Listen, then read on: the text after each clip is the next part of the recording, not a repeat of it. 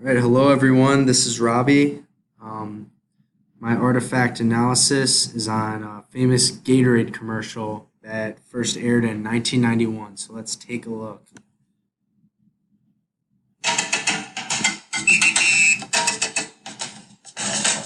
Sometimes I dream that he is me.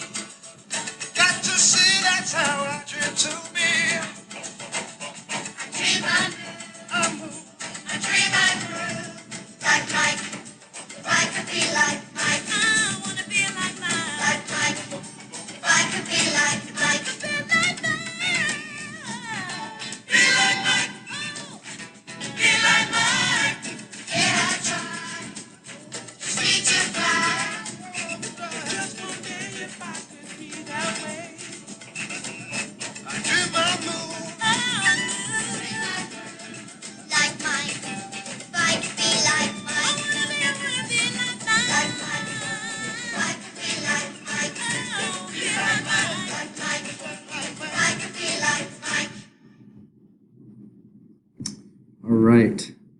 So that is the commercial. Now, the first thing we're going to look at is the four-part semiotic meaning system. So the text is the commercial advertising Gatorade. It shows highlights of Michael Jordan, clips of him interacting with children while everyone's drinking Gatorade and having a great time. And to follow that up, the author's intent is to sell Gatorade by showing that a famous athlete drinks it.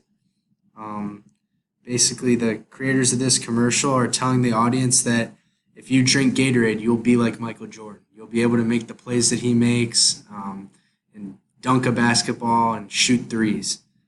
Now, for the intertext, most important intertext of this commercial is the understanding and appreciation of Michael Jordan's greatness.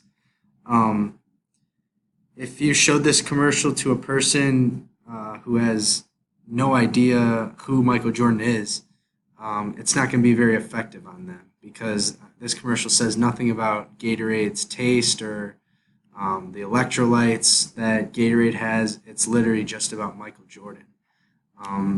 So therefore, the audience that Gatorade is targeting here are athletes, sports fans, and young people who have that appreciation for Michael Jordan. Because these are the people who are most likely to understand his greatness. Michael Jordan was a hero for a lot of young kids at this time, and so the idea that they can be like him just by drinking Gatorade is going to be very appealing to them. Some cognitive dissonance here would be when a person's beliefs are kind of disagreeing with each other. So a person who likes Gatorade but does not like Michael Jordan would experience cognitive dissonance when deciding to buy this product. And the same goes for someone who loves Michael Jordan but they don't like Gatorade. They're going to have to shift one of those views so that they can agree, and that's going to tell them whether or not they want to buy the product. And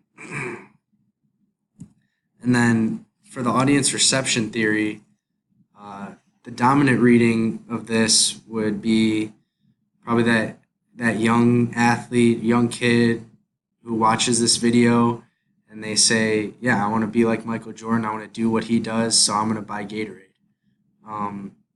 The negotiated reading is probably what I would fall under because I understand the product. I understand Michael Jordan's greatness. I like Gatorade, but I also recognize that drinking Gatorade is not going to make me a great athlete. It's not going to help me be able to dunk a basketball.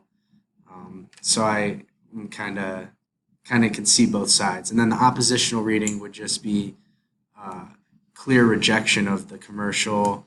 Maybe you think Michael Jordan's a jerk.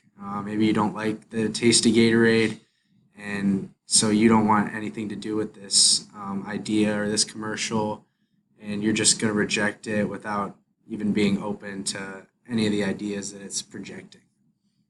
So that's my presentation. Thank you for listening.